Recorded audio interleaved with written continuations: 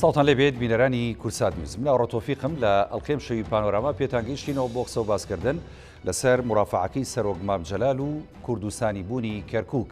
7 ساڵ لەمەوبەر سەرۆک مام جەلال لە ئەنجومەنی حکمی کاتی ئەو کاتەی سەردەمی عێراق لە دوای ئازادکردنی لە چنگی ڕژێمی بەعەز لە کۆبنەوەیشی ئەنجومەنەکەدا سەرۆک مام جەلال نەخشەیەکی کۆنی سەردەمی عوسمانیەکان دەخاتە بەردەم ئەندامانی ئەنجومەنی حکم کە تێیدا کوردستانی بوونی شاری کەرکووک و ناوچە کوردیەکانی دیکە کە لە ژێر دەستی کورد لە ڕابردوو باوەڕ هۆکارێک بووە دەرهێنرابێت دەسەلمێنێ. ئەم نەخشەیە لەو سەردەمانەدا کە سەرۆک مام جەلال لە ئەنجومەنی حکم دەیخاتە ڕوو زۆرێک لە ئەندامانی دانیشتووی نێو ئەنجومەنەکە بە یار و نەیار سەرجەمیان بێدەنگە بن. بەڵام کاردانەوەکان لە دوای ئەم مرافعە مێژووی سەرۆک مام جەلال بۆ شاری کەرکووک و بۆ ناوچە کێشە لەسەرەکان کاردانەوەیشی ئیجابی و باش لە عێراق لە ناوەندە نێودەوڵەتیەکان لە جیاندا بە دوای خۆی دایەنێ. لە عێراق لە دوای ئەوەی کە دەستوری کاتیە نووسرێتەوە مادەی 58 ژێگی دەکرێت بۆ چارەسەرکردنی کێشەی کەرکووک و ناوچە کێشە لەسەرەکان. دواتر هەر بە هۆکاری ئەم مرافعە مێژووی سەرۆک مام جەلال و سەلماندنی کوردستانی بوونی کەرکووک و ناوچەکانی دەوروبەری لە دەستوری هەمیشەی عێراق مادەیشی دیکە جێگیر دەکرێت دەبێتە مادەی 140 دەستوری کەویش بە هەمان شێوە بۆ چارەسەرکردنی کێشەی کەرکووک و ناوچە کێشە لەسەرەکانە کە تاوەکو ئەم ڕۆیمە گفتوگۆوەکەین و یادی 7 ساڵەی مرافعە مێژوویەکەی سەرۆک مام جەلال ئەکەینەوە. ئەو مادە دەستوریە تاوەکو ئێستا کاری لەسەرەکرێت. لە سەردەمانی خۆیدا مرافعە مێژوویەکەی سەرۆک مام جەلال کاردانەوەکانی چۆن بوو؟ ئەو بڕیارانەی کە بە ئیجابی و باش بە دوای خۆی داهات بە تایبەتی بۆ کەرکووک و ناوچە کێشە لەسەرەکان چۆن بوون؟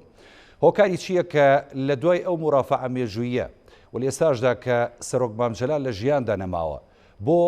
بە پێودانگی ڕێبازەکەی سەرۆک مام جەلالدا نەمانتوانی وەکو کورد وەکو لایەنە سیاسیەکان کوردستانی بوونی کەرکووک بەو شێوەی کە هەر لە مێژەوە داوا کراوە بیسەلمێنین. ئەوەی کە ئێستا پێویستە لایەنە سیاسیەکانی کوردستانی و هەرێمی کوردستان بەدی بهێنن چییە؟ بەغدا هۆکارە بۆ ئەوەی کە تاوەکو ئێستا نەتوانراوە کێشەی کەرکووک چارەسەر بکرێت یاخود هەرێمی کوردستان. یەکێتی نیشتیمانی کوردستان لەم ڕۆوە کاریگەری خۆی چییە؟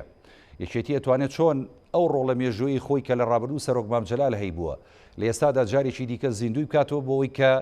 کەرکووک و کوردستانیانی کەرکووک لە دەست زوڵم و زۆری ئێستایان بپارێزێ. ئەم شەو گفتوگۆکەی لەسەر ئەم تەوەرانە و کۆمەڵی بابەتی دیکە بە میوانداری هەرێک لە میوانە بەڕێزەکانم زۆر بەڕێز کاگڕەوند مەلا مەحموود ئەندامی ئەنجومەنی سەرکردایەتی یەکێتی نیشتیمانی کوردستان کە لە سوودێ لەگەڵمانە بەخێربێ کاگڕەوند سوپاس دەکەین. هەروەها دکتۆر دڵشاد عومەر مامۆستای زانکۆ بەڕێزیشیان لە شاری کەرکووک لە سودەکارمان لەگەڵمانە. دکتۆر بەخێربی سوپاس دەکەین کە لە بەرنامەی پانۆراما میوانی. کاگڕەوند ئەگە سەرەتا لە بەڕێسەوە دەست پێ بکەم ئەمڕۆ 7 ساڵتیە پەڕێ بەسەر مرافعە مێژوویەکەی سەرۆک مام جەلال دیارە لەو کاتانەدا کاردانەوەیشی گەورەی بە دوای خۆی داهێنا هەروەکو ئاماژەم پێدا یار و نەیار لە کۆبوونەوەکەدا بێدەنگیان نواند و دوای ئەوە کۆمەڵێک بڕیاری باشە بەرژەوەندی کەرکووک و کوردستانی بوونی کەرکووک هاتە ئاراوە.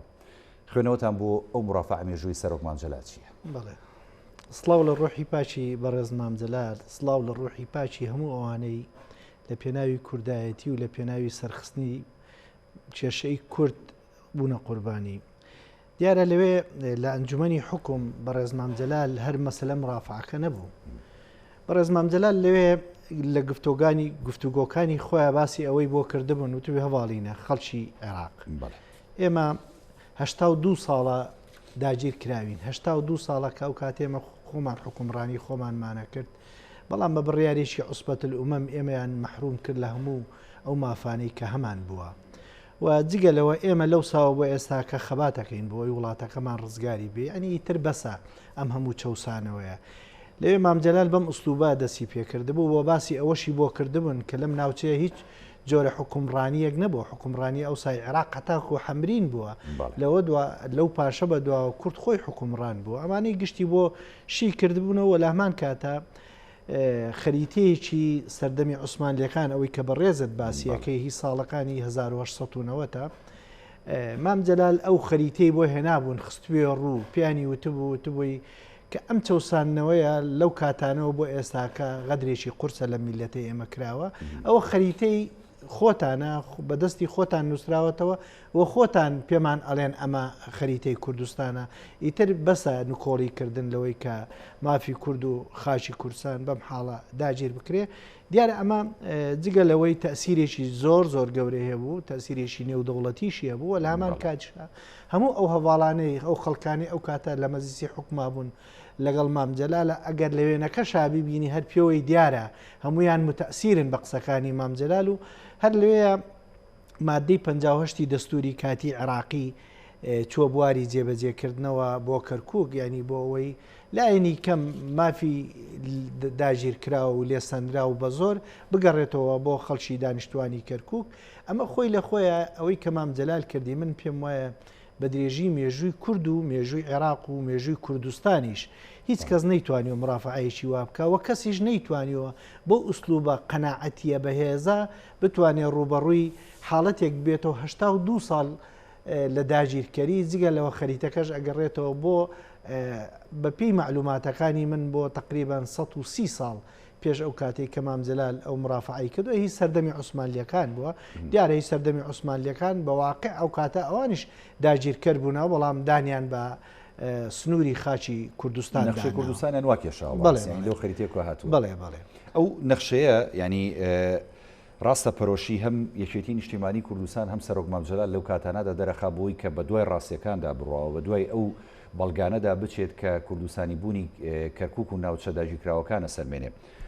ئەو نەخشەیە چۆن دەستکەوت و نازەمیش زانیاری کتەیە کاگڕەوەند پێم وایە من شتێک زانیاریم هەیە بەڵام ڕنگ بە زانیاریەکەی من زۆر بە دیقەت نەبێ وەکو ئەوی کە خەریتەکەی دەستکەوتووە ئەمە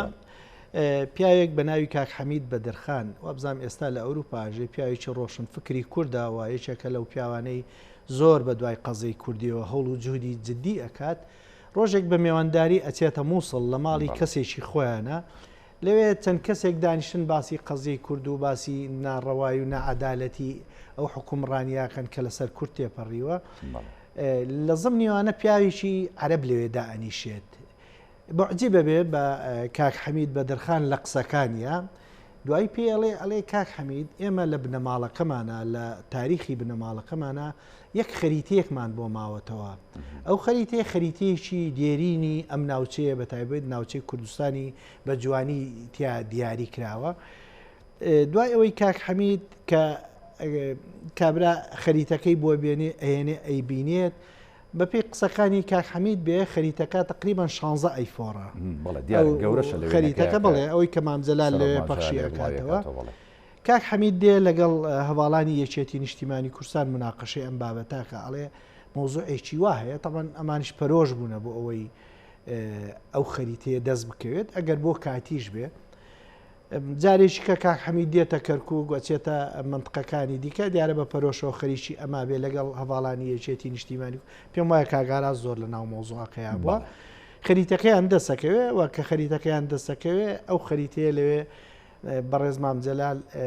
بە شکڵێک عەرزێکات کە بە هەموو ئەوانەی کە لە حکومان پێیان ئەڵێ ئیتر بەست لەمە زیاتر چەسانەوەی کورد و داژیکردنی کوردستان بەس ئەوە واقعی کوردستانە ئەوانەیە کە حاشاش لە کوردستانەکەن ئەمە پێیان ئەسەلمێنەیە کە کوردستان وایە لەوەش گرنگتر دوای ئەوە کتێبێکیان دەرکرد قاموس الإعلام ئەو بابەتانەی زۆر بە وردیتیان نووسراوە و قاموس الإعلام شەریەتی نیشتیمانی کوردستان چاپی کردووە بە زمانی عەرەبیە بەشێکی زۆری زمانەکە بە شکڵێکی عەرەبی کۆن نووسراوەتەوە من خۆم نوسخەم لەلا هەیە ڕەنگی هەواڵانیش بەشێکی زۆری نوسخەیان لەلا هەبێ بەڵێ زۆر باش کاگڕەوەند دواتر دێمەوە خزمەت جەناب بۆ کۆمەڵە پرسیاری دیکە لە ڕۆسیاسێکەوە تا چەند کاریگەر بوو ئەم ڕۆژە مێژوویە با بچمە لای دکتۆر دڵشاد دکتۆر دووبارە ستاوت لێبێ ینی ئەومان نەزانین کاتێک کە سەرکردایەتی کورد و یەشێک لە سەرکردە مێژوویەکانی کورد دەیەوێت بە بەڵگە و بە دێکۆمێند و بە نەخشە بیسەلمێنێ کە کوردستان سنوورەکەی زۆر لەوە زیاترە کە دوژمنان بۆیان کێشاوە ئەمە کار و کاردانەوەیشی گەورە بە دوای خۆی دایێنێ منەمێت لە ڕۆمێژوویەکەوە بەڕێستان وەکو مامۆسایەکی زانکۆ ینی ئەگەر ئەم مرافعە گەورەی سەرۆک مام جەلال نەبووە یاخود ئەو بەڵگە و دێکۆمنتانە نەبووە. ئێستا لە ڕووی مێژووی ئێمە بواە چیمان کردای بۆی کە بە تەواوەتی جارێکی دیکە کوردستانی بوونی کەرکووک بسەلمێنین. بەڵێ دکتۆر فەرموو. زۆر سپاس بەڕێزان. من سڵاوم هەیە بۆ بینەران و بیسەرانی کورسات نیوز و بۆ میوانە بەڕێزەکەت و خۆشخۆم بە خۆشحاڵە زانم کە ئامادەم لێرە بۆ قسەکردن لەسەر ئەو مرافعە مێژووی کە ڕەوانشاد مام جەلال کردی لە 17 ساڵ پێش ئێستا لە یادی ئەمڕۆدا. بێگومان قسەکردن لەسەر ئەم مرافعە مێژوویە گرنگیشی خۆی هەیە لە ڕوانگەی هەم یاساییەوە هەم مێژویەوە. مام جەلال توانای مام جەلال مان بۆ دەرەکەی وەکو کاریزمایەکی دیپلۆماسی سیاسی کە پشت بە بەڵگەی ڕەسەن ئەبەستێت بۆ داکۆچیکردن لە پرسێک کە پرسێکی گرنگە کە من وەکو توێژەرێکی بواری مێژوو پرسی کەرکووک جیا ناکەمەوە لە پرسی کورد بە شێوەیەکی گشتی و هەروەها گرنگی ئەم مرافعەیە لەوەدایە کەوا کەسایەتیەکی سیاسی پشت بە بەڵگەنامەی مێژووی و جوگرافی ئەبەستێک کە هێچێکە لەو بەڵگانەی کەوا تۆ ئەتوانی لە دادگای نێودەوڵەتیشدا پشتی پێبەستی بۆ یەکلاکردنەوەی هەموو پرسەکاندا. بێگومان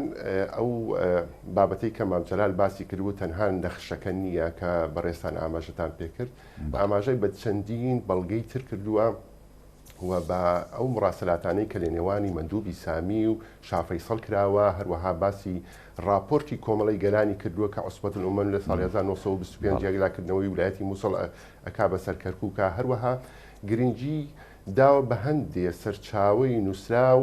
کە کورد نەینووسیوەتەوە بەڵکو عەرەب نووسیوەتەوە. بۆ نمونان تاریخ وزاراتی عێراقی کە یەکێکە لەو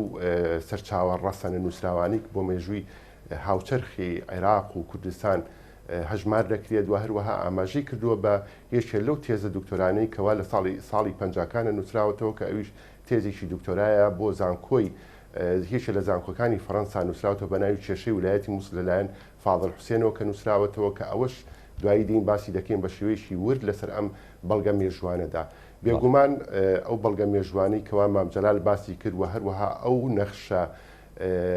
نەشخە جوگرافی کەوا لە هین سەردەمی دەوڵەتی عوسمانیە ئەگەڕێتەوە بۆ سەردەمی سوڵتان عەبدولحەمیدی دووەم کە لە ساڵی 1893دا ئەو نەخشێنراوە کە نەخشیەکی فەرمی گرنگە هین دەوڵەتی عوسمانی ئەتوانین ئێمە پشتی پێ ببەستین وەکو توێژەر و هەروەها لایەنی سیاسی ئەتوانێت پشتی پێ ببەستێت. لەگەڵ ئەمانەدا هەمووی ئەمە گرنگی خۆی لەوە دەبینێتەوە کە کەسایەتیکی سیاسی ڕابەرێکی کورد گرنگی دەدا بە بەڵگە بۆ مرافعکردنی پرسە گرنگەکانی کەرکووک و مێژووی کەرکووکدا. باشە دکتۆر، ینی وەکو ناوەندە زانستیەکان و ئەکادمیەکان و ئەوانی کە لە بواری توێژینەوەکاندا کارەکەن توانیان سوود ببینن وەکو جەنابە دامەژەت پێدا لەو کۆمەڵە بەڵگە مێژوویە دێرینەی کە سەرۆک مام جەلال لەو کاتانەدا خستێ ڕوو و ئەگەر توانراوە سوود ببینرێت ئێمە بۆ ئەنجامەکانیمان نەبینی، بۆ توێژینەوەی گرنگمان نەبینی لەسەر ئەو بەڵگانە، بۆ بەداواداچوونی دیکەی گرنگمان نەبینی لەو بارەوە بەڕاستی. خۆی لە ڕاستیدا پرسیارێکی زۆر زۆر گرنگە. من زۆرجە ئاماژە بەوە دەکەم وەکو توێژەرێکی بواری مێژوو ئەڵێم ئێمەی کورد هەستکردنمان بە مێژوو نییە، نەک بۆی کەوا مێژوومان ناوێت یاخود مێژوو ناخێنەوە، بەڵکو ئێمە زۆر حەزمان لە مێژووە خوێندنەوەی و چێژیش لە خوێندنەوەی مێژوو وەرگین، بەڵام عیبرەت لە ڕووداوەکانی مێژوو وەرداگرین بۆی کەوا هەست بە و ڕووداوانە بکەین. کراوە توێژینەوە کراوە لە زۆر ڕۆ توێژینەوە کراوە، بەڵام توێژینەکان هەمووی تاکی بووە بەداخەوە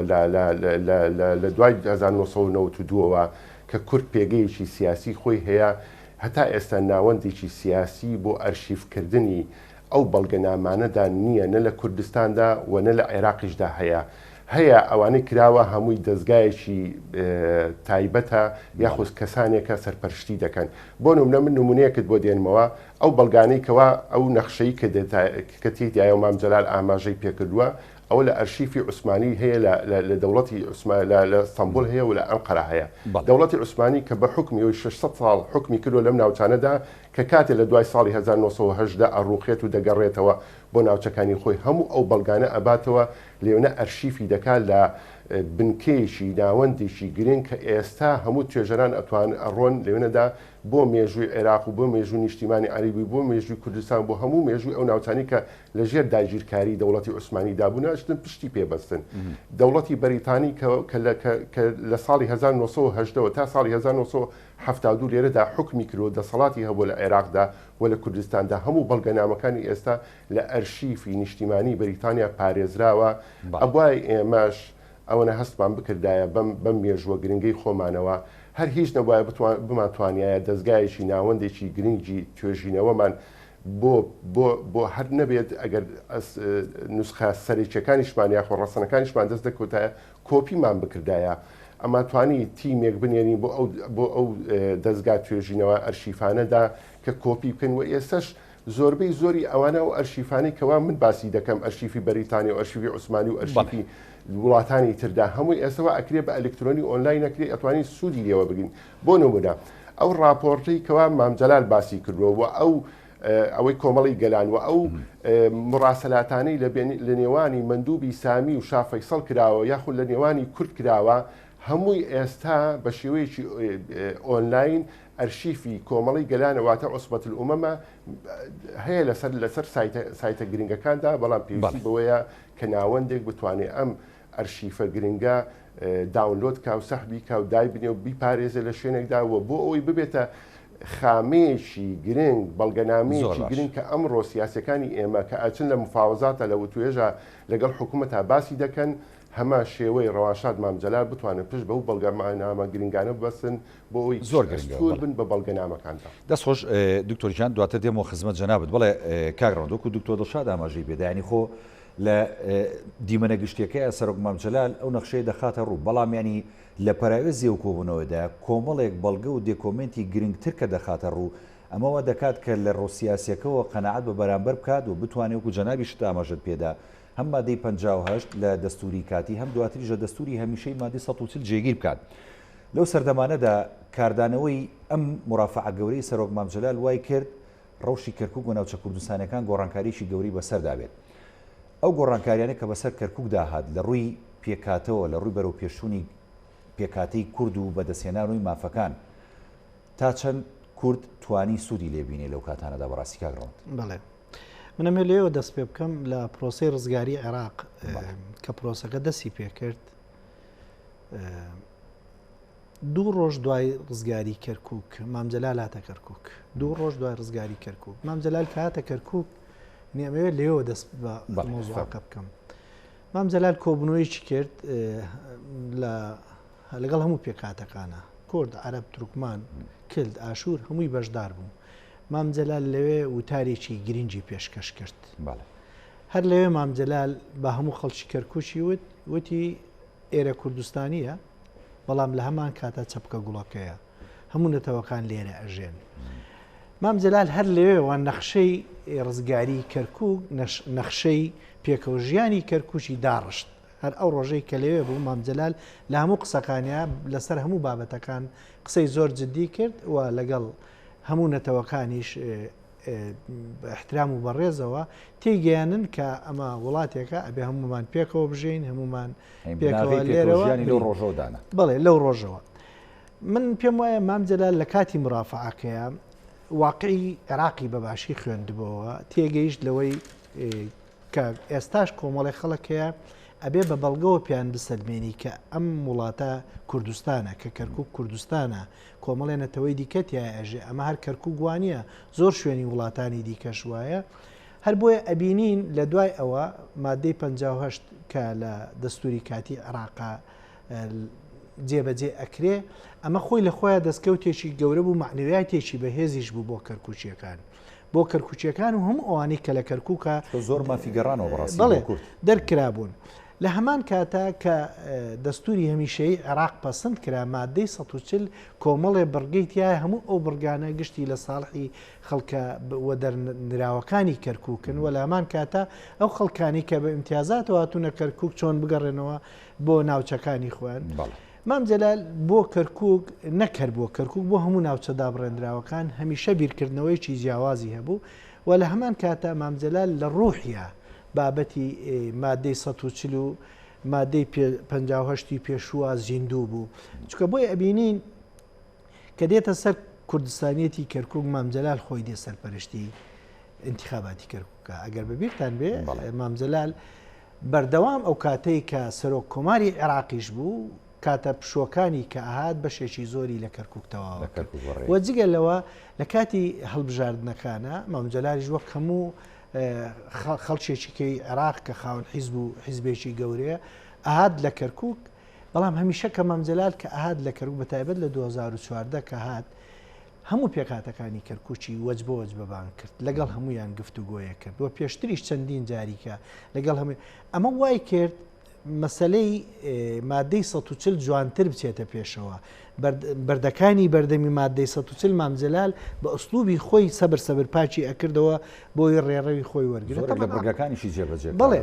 عقلێتی شەبوو کە نەهێڵێەوە جێ بەڵام لەو سەردەمەیە کە مام جەلال بەو جوهدەوە کاری لەسەر مادەی 140 کرد بەڕاستی مادەی 140 زۆر باش چ بۆ پێشەوە و ئەبینین هەر لەو کاتێ هەموو گوندە کوردەکان ئاوادان بۆ خەڵک گەڕاو سەر زەویزارەکانی خۆیان و بە باشیش لەسەر بابەتی زراعی یاخود زەویە زراعەکان کاری جدی کرد و هەمیشە شەوڵی ئەوەیەدا ئەوەی مقابلی ژیقناع بکە ئەوەی مقابلی ژیقناع بکە کە ئەمە واقعەکە کاتی خۆی ئەم خەڵکە بە زۆر دەرکراوە ئێستا جارێککە ئێوەش تەعویزەکرێنەوە بۆیە بینیت لە مادەی 140 ئەگەر کوردەکە 10 میلیۆن وەرەگری عەرەب هاوردەکە 20 میلیۆن مافی ئەوانیش نەخورا نان مافی ینی لەمەیانە مام جەلال زۆر ینی ئەتوانم بڵێم مافی مرۆڤی زۆر بەباشی ئەپاراست و ڕێگەی ئەوەی نادا ئەو کاتەکەوەی ماموو دەسەڵاتێکشمانە بوو قەت ڕێگەی ئەوەی نادا کەسێکی کە بچەوسێنێتەوە یاخود نەتەوەیەکی کە بچەوسێنێتەوە بەعکسەوە زۆر جار ئەو نەتەوانی کە خوان بە مەقدورەزانی مام جەلال مەقدوریەتیشی بۆ چارەسەرەکرد زۆر تەوافقیشی بەرجەستاکە لە نێو سەرجەم پێکاتەکان لە شارەکە من پێم وایە لەوەش ینی جگە لەم هەموو ئیشە جوانی کە مام جەلال کرد مام جەلال مەشروعی هەبوو بۆ ناوچە دابڕێنراوەکانەگەرەوە بە بیرتان بێ پرۆژێکی هەبوو بڵێ پرۆژەیەکی هەبوو پرۆژەکەی تەقدیمی پەرلەمانی عێراقی کرد داوای لێکردن بەم پرۆژەیە وەرن چارەسەری کێشەی ئەو ناوچانە بکەن و مام جەلال کەسی تایبێن لە پرۆژەکەشیە کە پرۆژەی تەقدیم کردو باسی ئەوەی کرد بۆ حەق بگەڕێتەوە بۆ خاوەن حەق ئەو پیاوەی کە ناحەقی شار حەقی بدەنێ یعنی ئەوانە بەڕاستی کۆمەڵێ بابەتی گرنگ بوو من پێم وایە ئەو بابەتانە بووە پێگەی ئەساسی کورد لە ناوچە دابڕێنراوەکان و ئێستاش ئێمە ئەوەی کە هەیە کاری لەسەرەکەین کاری جدی لەسەرەکەین هەر ئەوانەیە کە مام جەلال دایڕشتووە تا ئێستا ئێمە باە نەختی جدی بین تا ئێستا نەمانتوانیەوە لەو هەنگاوانی کە مام جەلال ناوێتی لەو ناوچانە ئێمە هەنگاوێککە زیاتر بنین هەر لەسەر ئەو هەنگاوانی مام جەلال کارمان کرد دەست خۆشکاگڕۆندێ خزمەت جەناب سوپاسیان بەڵە دکتۆر دڵشاد ینی ئاماژەت بۆدا کە کۆمەڵێک بەڵگە و دێکۆمنتی سەردەمی ینی عوسمانیەکان هەیە کە ئێستا بۆ نمونە لە دەفتەرە مێژوویەکانی وڵاتی بریتانیا دامانەوەی ئەرشیف کراوە زۆرێک لە مێژونووسانی یا خودداوانی کە بە دوای بەڵگەون دەچن لەوێ سوود دەبینن لەو بەڵگانە ئێمەی کورد و کوردستانیان بۆ ناوچە جێناکۆکەکانمانەوە بۆ مەسلەی کورد توانیمانە سوود لەو بەڵگانە ببینین و هیچ سوودێکمان لێ بینیەوە توانیمانە بەدەستیان بهێنین بۆی کە ئێمە دوجار لە ناوەندە دیبلۆماسی و ئەو ناوەندانی کە تایدا مافەکانی خۆمانی تێداواکەین بەکاری بێنین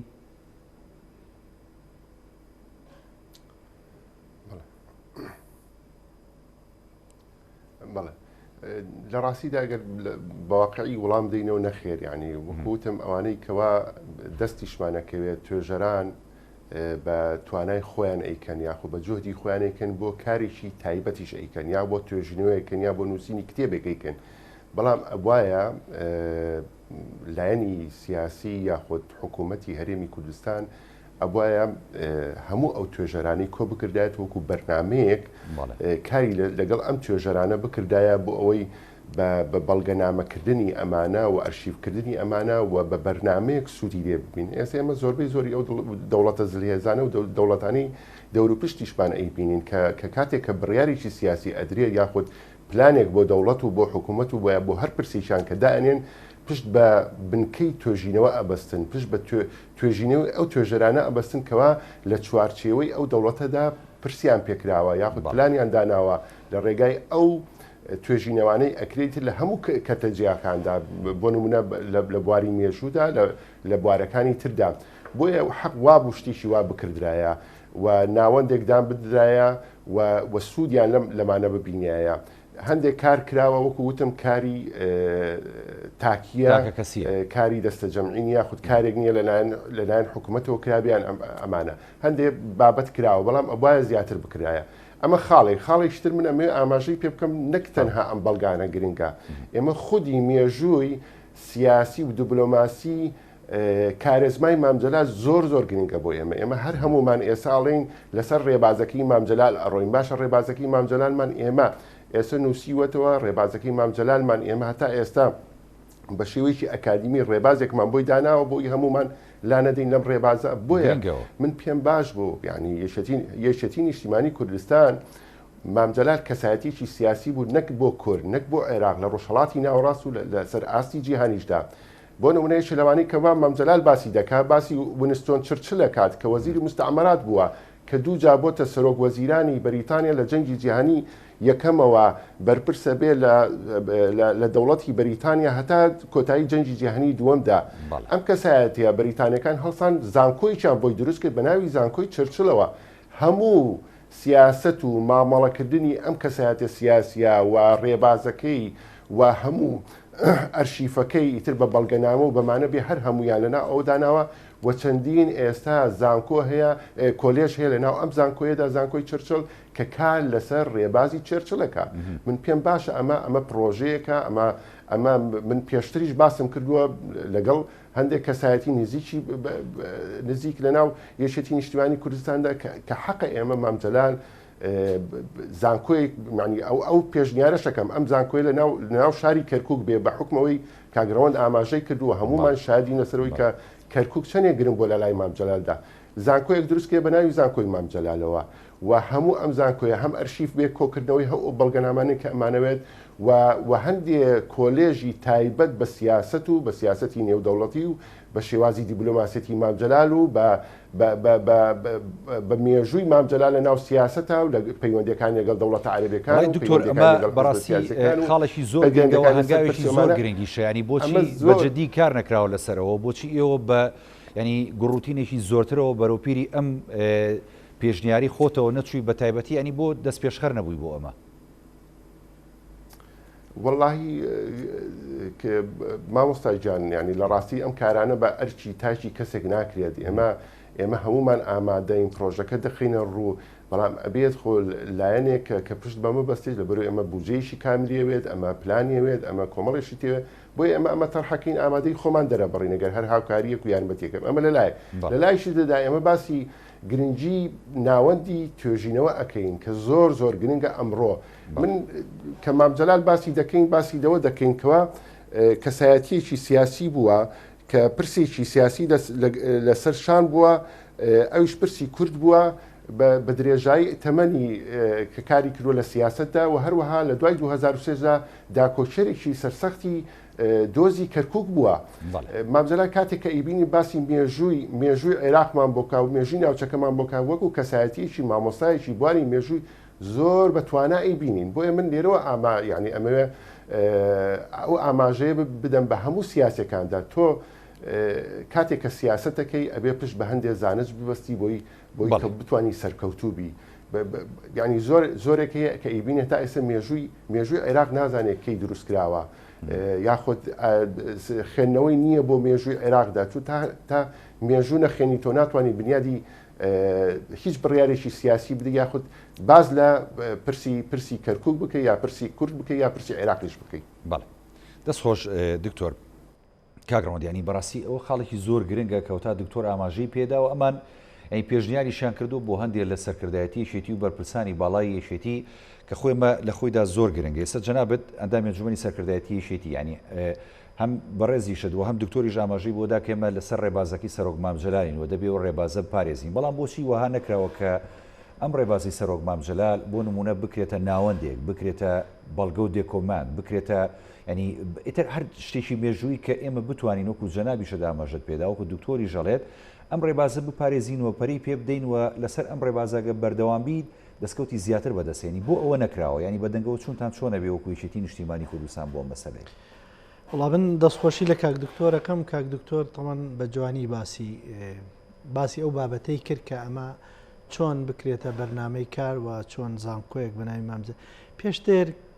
بەڕاستی بەرنامە هەبوو لەسەر ئەوەی کە ئێمە کارێکی وا بکەین لە کەرکووک هەر لەو کاتشا مناقەشێکی زۆر جددی هەبوو لە نێوانمانە منەو کاتە لە سەرکردایەتیش نەبووم بەڵام بیر لەوە کرایەوە ناوەندێکی ڕۆشنبیری گەورە هەیە ئەمە بیکەینە ناوەندی ڕۆشنبیری مامجەلال بۆ هەموو نەتەوەکان ئەمە بابەتێک بوو ئێمە زۆر بە جددیش کارمان لەسەرێک بەڵام بڕوا بکە زروفی یەکێتی نیشتیمانی کوردستان لە دوای نەخۆشکەوتنی مامجەلال و زروفی ناوچەکەش و سیراع ململانەی سیاسی لە نێوان یەکێتی نیشتیمانی کوردستان خودی خۆی و لایەنەکانی دیکەشە زۆر بواری پەڕاند و ئەش بینیشمانیانی یەکێتی تووشی ئەزمەیەکی زۆر قورس بوو ئەو ئەزمانی کە بە یەکێتی پیاتێپەڕی بەڕاستی ئەزمەیەک بوو ئاسان نەبوو چکە ئێمە کێروی یەکێتی نیشتیمانی کوردستان لە سەدەوە دابەزی بۆ ئەتوانم بڵێم بۆ 25 چکە ئێمە ئەبینین ئەو کاتێک کە مامجەلال حکومڕانی عێراق لە ژیانی خێر و بەرەکەت و ژیانی ڕەفاهەیە کوردستان لەو پەڕی ڕەفاهێت و خۆشیایە بەڵام کە مامجەلال نەخۆشەکەی و مامجەلال وەفاتەکە ئیتر ئەم وڵاتە ئەبێتە وڵاتێکی داڕزا و داپشا و دیارە ئەمە بەشێکی بە مل یەکێتی نیشتیمانی کوردستان داهاتووە ئێمە خۆشمان لە ئێستای سەرکردایەتیە ماوەی ساڵێکە ئێمە ئەو سەرکردایەتی بڵین دوای کۆنگرەی چوارین حاڵەتی ئەم حاڵەتی چەقبەستوش هەیە ینی ئەبێ نەختێک واقع بین حاڵەتی کۆرۆنا حاڵەتێک بۆ ینی کوردستانی و وڵاتانی زۆری ڕاگرتووە یەکێتی نیشتیمانی کوردستانیش دیارە بەشێکە لەم کوردستانە من پێم وایە ئێستا یەکێتی ئەم بیرۆکانەی هەیە بەڵام ئەم سوپاسی کاک دکتۆرەکەین ینی ئەمان کۆمەڵێ دکتۆر بەڕاستی حەق وایە باشتر بە تەنجێ بچنەوە من بۆ خۆشم هەر لە ئێستەوە بەڵێن بە دکتۆری شەدەم چکە بەڕاستی ئەوش لە ئایرێشی زۆر تێکۆشەرە من خۆشی و کەسوکاری شێمووی ئێمە پێکەوە لە یەک گەڕێکەکە گەورە بووینە ئەمە بیرۆکەیەکی زۆر گرنگە ئەم بیرۆکەی هەوڵەدەین احتیمامێکی جددی بدەین چکە ئەگەر احتیمامی جددی پێنەدەین من پێم وایە ئێمە لە ڕووی مێژویشەوە سەبر ئەپوشینەوە چکە مامجەلال ڕەمزدا چەندین ڕێبازی سەرکردەکان هەیە کێسە لە ژیاندا نەماون و ڕێبازەکانیان هەر بە زیندوی ماوەتەوە بەتاکید ئەمجا مامجەلال ینی ڕەمز بووە ڕەمزی مقاومەت بووە ڕەمزی دڵگەورەیی بووە ڕەمزی وەفا بووە و ڕەمزی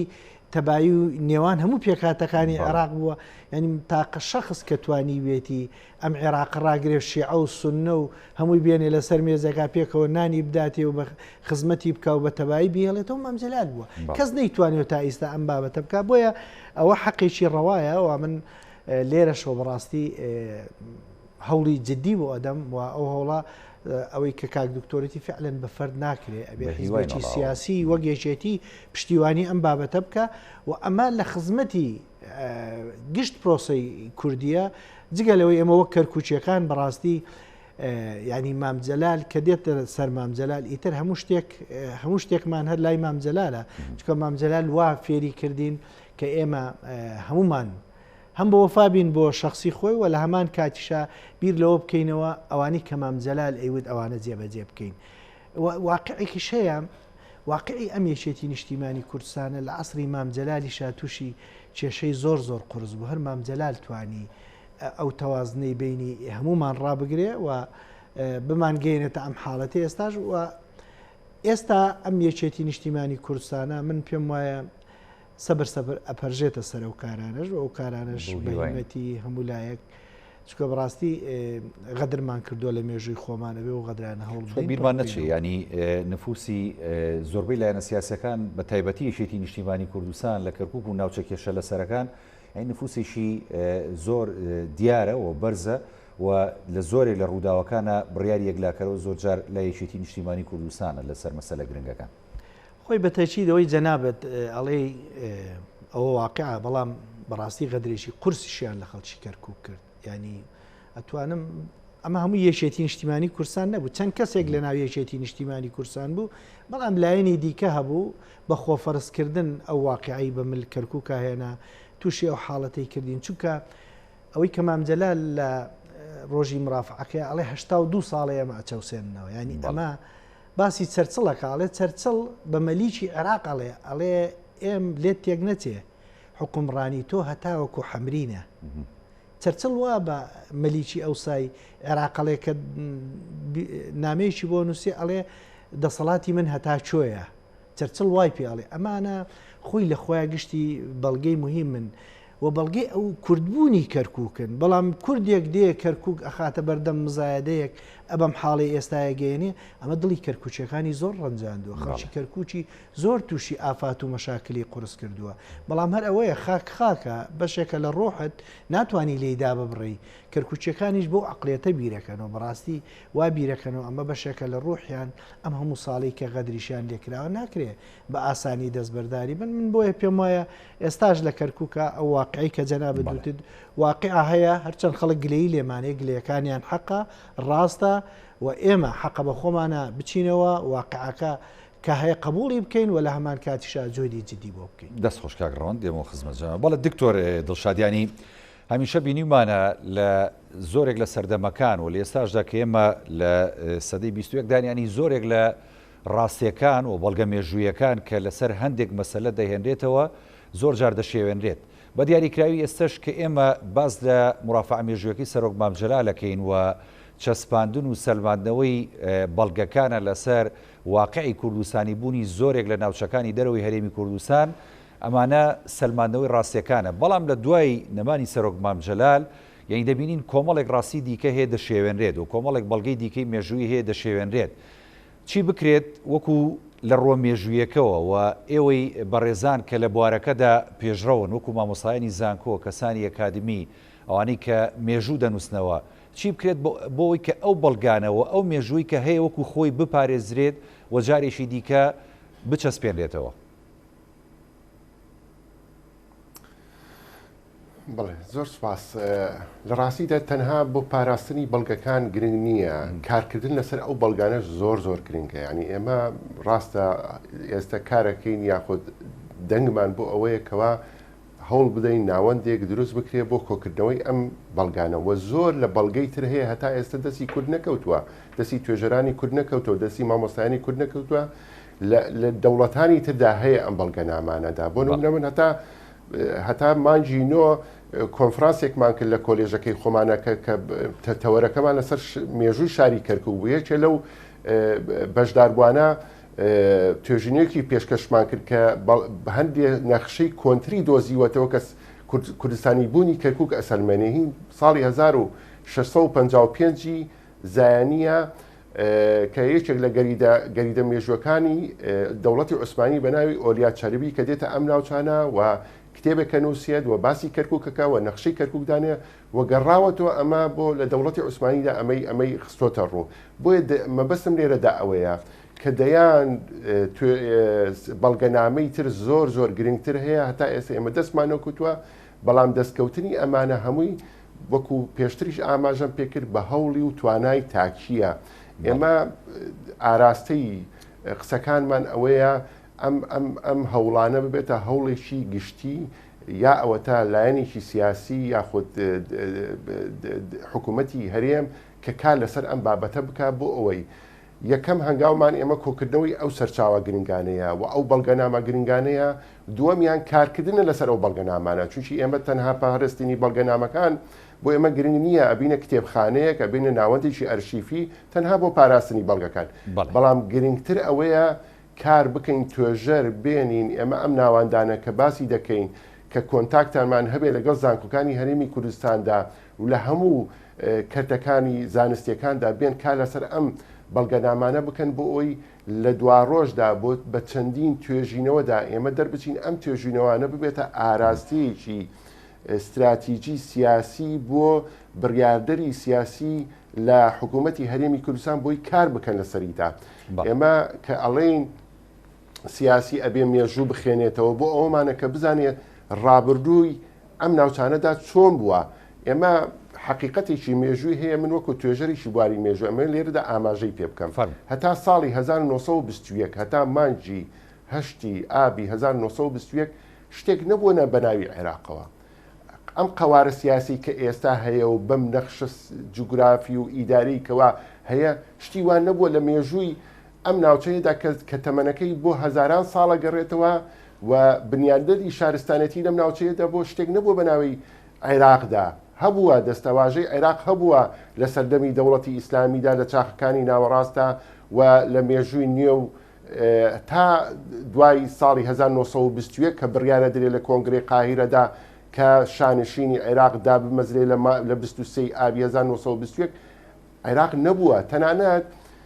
ئەم نیشتیمانی عەربی کە ئێستاش باسی دەکەن کە لە 21-22 وڵات پێک هاتووە هەتا ساڵی 1916 لە دەرهاویشتەی ڕێکەوتنامی ساکس بیکۆ بووە و لە براسلاتی نێوان ئەشرافی مەکەی شەریف بن حوسێن و سێرماک ماهۆنی بەریتانی بۆ کە بڕیاریانداوە دوای جەنگی جیهانی یەکەم ئەمانە دابەش بکەن لێرەدا ئاماژم بۆ ئەمێ ئاماژە بۆ بکەم ئەم مێژووە ئەبێ هەر هەمومان وەکو مام جەلال لە مرافعەکەیە و دوای ئەوەدا ڕوونکردنەوەیەکەدا لەگەڵ هێشە لە کەناڵەکانە وابزانام کەناڵی کەرکووکیشتە کە باس دەکە ئەڵێ ئێستا جیرێک پەیدا بووە کە تەمەنی دامەزراندنی حکوومەتی عێراق ئەمڕۆی ئێستامان باس بکەین نەک ئەوەی کە مام جەلال ڕەوانشاد مام جەلال باسی کردووە لەو ڕۆژە لەو مقابلەیەدا ئێستا واچین بۆ 100 ساڵ مانجی هەشتا بێتە 100 ساڵ عێراق دامەزراوە فعلا جیرێک پێیا بۆ ئێستا ئەم جیرە تەنها نەک جیری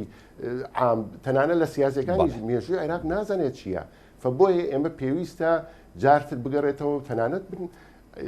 پێشنیاری شتری شەکەم یعنی حتا لە ناو پارتە سیاسیەکانیشە حەقا دەورات و ڕاهێنان هەبێ بۆ ئەندامەکاندا کە یەکێ لە ئینە سەرێکیەکانی باسکردنی مێژووی ئەم ناوچەیەدا و مێژووی کورد و کوردستان و عێراق و ناوچەکەدا بێ بۆی زانیاری زیاتریان نابێت لەسەر ئەم بابەتە و لە کاتی وتوێژ و قسەکردن و مامەڵەکردنی سیاسیدا ئەستور بن بە هەندێک بەڵگەنامە کە باسی بکەن ئێمە لێرەدا تەورەکەمان لەسەر مرافع مێژوەکەی مام جەلالە مێژوەکەی مام جەلال ئەگەر بین بگەڕێنەوە سەریدا ئەگەر لە کاتانم نەبردوێ بگەڕێنەوە سەریدا کۆمەڵێ زانیاری گرنگ و بەڵگەنامەی گرنگدا باز دەکات یەشە لەو بەڵگەنامانەی کە باسی دەکا باسی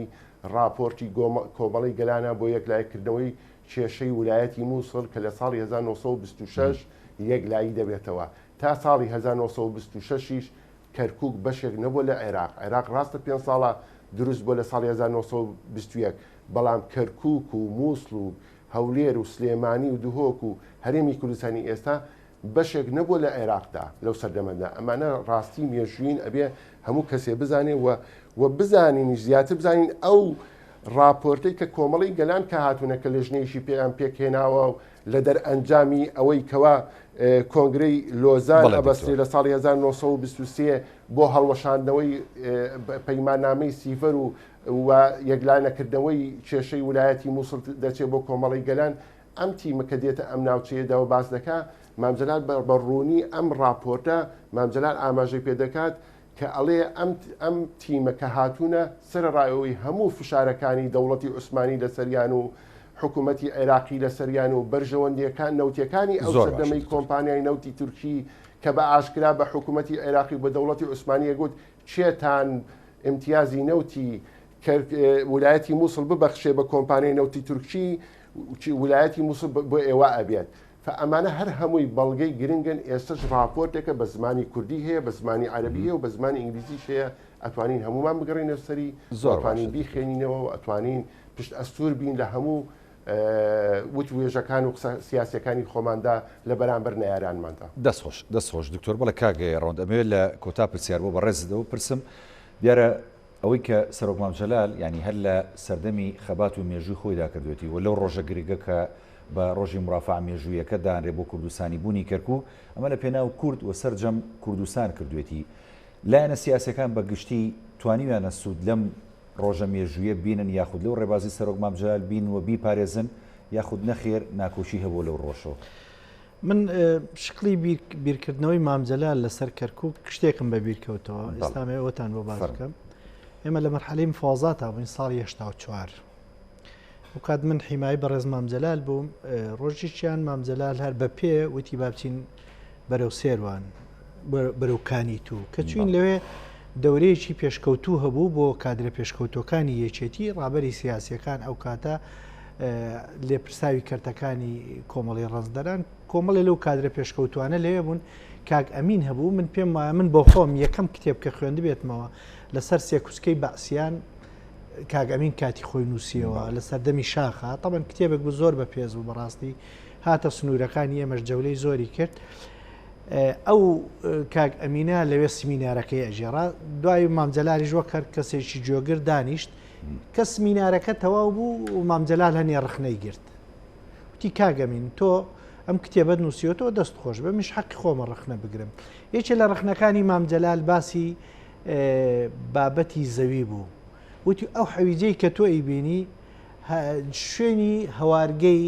هاوینەی ئیسماعیل عوزێریەکان بوو تۆ ئەوە ئەوەت لە کتێبەکەی خۆتا دیاری بکردە و دەستنیشان کردایە و لە هەمان کاتە ئەو کاتازار ڕەحمەتی لەوێ کاگازات هەورامی لەوێ دانیشت بووتی کاگازات هەورامی لە بەکانی هەورەمانە بەشێکی ئەو زەویانەی کە ئێستا لە حەویجایە هی ماڵی ئەم بەکانی بەیجی هەورەمانە ئەنی مامجەلال لە ڕووی مێژوویەوە جگە ینی لەسەر منطقەی کەرکووک و ناوچەدا بڕێنەکات ئەوەندە حەریز بوو بست بە بستی هەموو ئەو ناوچانە شارەزا بوو مامجەلال لە کاتی مرافعەکەیە ینی شتێکی زۆر گرنگی بۆ ئێمە کرد دیارە مامجەلال لە هەمومان خوێنەوارتر بوو ئەشیزانی کۆمەڵی خەڵکەیە نەفی لە مەسلەی کەرکوچی کوردی ئەکا نەفی لە ناوچە کوردستانیەکانەکە بۆیە مامجەلال کە دێ ئەو بەڵگەیە مێژوویە تەقدیمەکە بە دەوڵەتەکانی زیرانی ژەڵێ ئەڵێ ئەو بەڵگەکانی خۆتان پێمان ئەڵێ ئەمە کوردستانە ئیترێەوەتوان حاشا لە چی بکەن و لە هەمان کاتیشە گوڕوتینێکی بەهێز ئەخاتە ناو لایەنە سیاسەکانەوە بۆی مصڕ بن لەسەر جێبەجێکردنی مادەی 140 و کە مادەی 58 بوو لە دەستوری کاتی عێراقی من ئەگەر زۆر سەریح بم لەگەڵێت ئەمە بابەتێکە ئەم لایەنە سیاسیانە هەمویان قەرزاری مێژووی کوردن هەمویان ئێمەش وەکێشێتی نیشتیمانی کورسان قەرزاری مێژووی ئەو ناوچەین چونکە زۆرترین گیانفیدایی و خۆفیداکردن لە پێناو ئەو خاکەیە من ئەتوانم بڵێم پشتی شێربەر ئەو ناوچانە ئەکەوێ و مامجەلال شایدی ئەو بابەتەیە هەزار ڕەحمەت لە گۆڕەکەی من پێم وایە ئەبێ ئەو قسانی کە کاک دکتۆر کردی و لە هەمان کاتا خۆشمان ئەبێ پیاچوونەوەی بە خۆمان بکەین بە سیاسەتی خۆمان بکەین بە تایبەت لەو ناوچانە چکە ئەو ناوچانە ئێستا لە بەردەم هەڕەشەی قورسان و ئێوەش ئەبینن ئەو خەڵکی ئەو ناوچانە قسووریان نەکردووە لە مقاومەت و ئێستا بینین مەسەلەن دیەکانی تاڵەبان و هەفتەخارەکان و داقوقوانە یعنی خۆیان لە ناو خۆیانە هەموو ڕۆژێک مقاوماکەن و شوێنەکانی خۆیانە پارێزین ئەبینین لە چەورکە و شوێنەکانی دووز و ئەوانە خەڵک بە چەکداری دێتە سەریان بەڵام مان مقاوماتەکەن لە منطقەی سەرگەڕان و ناوچەی دبس و هەموو ئەم منطقانە تەقریبێکی بەهێزەیە بۆیە